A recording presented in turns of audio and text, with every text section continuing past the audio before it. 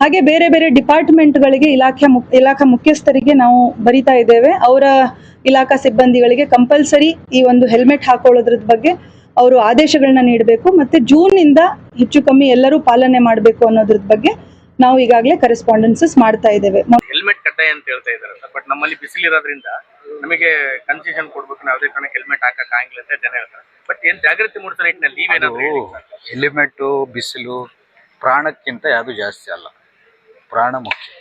ಬಿಸಿಲು ಗಾಳ ಆಯ್ತಂತೇಳಿ ನಾನು SP ಅವರಿಗೆ ಜೂನ್ 1 ಇಂದ ಮಾಡ್ರಿ ಅದನ್ನ ಅಭಿಯಾನವನ್ನು ಅಂತ ಹೇಳಿದೆ. ಯಾಕಂದ್ರೆ ಬಹಳಷ್ಟು ಟ್ರಾಫಿಕ್ ಬಳ್ಳಾರಿಯಲ್ಲಿ ಜಾಸ್ತಿ ಆಗಿದೆ, ಆಕ್ಸಿಡೆಂಟು ಜಾಸ್ತಿ ಆಗ್ತದೆ.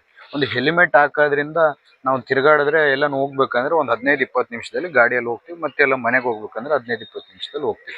ಹೆಲ್ಮೆಟ್ ಅನ್ನೋದು ಕಡ್ಡಾಯ. ಬಳ್ಳಾರಿಯಲ್ಲಿ ಬಿಸಿಲಿದೆ ಅಂತೇಳಿ ಅದಕ್ಕೇನು ವಿನಾಯಿತಿ ಏನು ನಾವು ಕೊಡಲ್ಲ. ಯಾಕಂದ್ರೆ ಅಲ್ಟಿಮೇಟ್ಲಿ ಪ್ರಾಣ ಮುಖ್ಯ. ಪ್ರಾಣ ಹೋದ್ಮೇಲೆ ಅವ್ರ ತಂದೆ ತಾಯಿ ಆಗಿರ್ಬೋದು, ಹೆಂಡತಿ ಮಕ್ಕಳಾಗಿರ್ಬೋದು ಎಷ್ಟು ರೋದನೆ ಪಡ್ತಾರೆ, ಎಷ್ಟು ನೋವು ಪಡ್ತಾರೆ ಅನ್ನೋದು ನಾವೆಲ್ಲ ನೋಡಿದೀವಿ. ಅದಕ್ಕೋಸ್ಕರ ಕಡ್ಡಾಯವಾಗಿ ದಯಮಾಡಿ ಬಳ್ಳಾರಿ ಜನತೆಗೆ ನಿಮ್ಮ ಮೂಲಕ ನಾನು ರಿಕ್ವೆಸ್ಟ್ ಮಾಡ್ತಿದ್ದೀನಿ, ಕಡ್ಡಾಯವಾಗಿ ಹೆಲ್ಮೆಟ್ ಅನ್ನು ಧರಿಸಿ. ಹೆಲ್ಮೆಟ್ ಧರಿಸೋದ್ರಿಂದ ನಾವು ಮತ್ತೆ ನಮ್ಮ ಕುಟುಂಬದವರು ಎಲ್ಲರೂ ಶಾಂತಿಯಾಗಿರ್ತಾರೆ, ಸುರಕ್ಷಿತವಾಗಿರ್ತಾರೆ ಅಂತ ಹೇಳಿಕ್ಕೆ.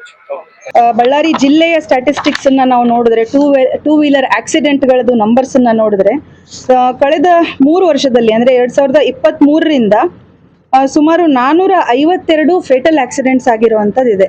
462 ಜನ ಡೆತ್ ಆಗಿರುವಂತದ್ದು only 2 wheeler rider and pillion riders ಕಳೆದ 3 ವರ್ಷದಲ್ಲಿ. 2023ರಿಂದ ಹಿಡಿದು 2026 ಏಪ್ರಿಲ್ ವರ್ಗುದು ಸ್ಟ್ಯಾಟಿಸ್ಟಿಕ್ಸ್. ಓವರ್ ಆಲ್ ಫೇಟಲ್ ಮತ್ತೆ ನಾನ್ ಫೇಟಲ್ ನಂಬರ್ಸ್ ಅನ್ನ ನಾವು ಒಟ್ಟಿಗೆ ನೋಡಿದ್ರೆ ಸುಮಾರು 1009 ಅಪಘಾತಗಳಾಗಿದೆ 2 ವೀಲರ್ಸ್ದು.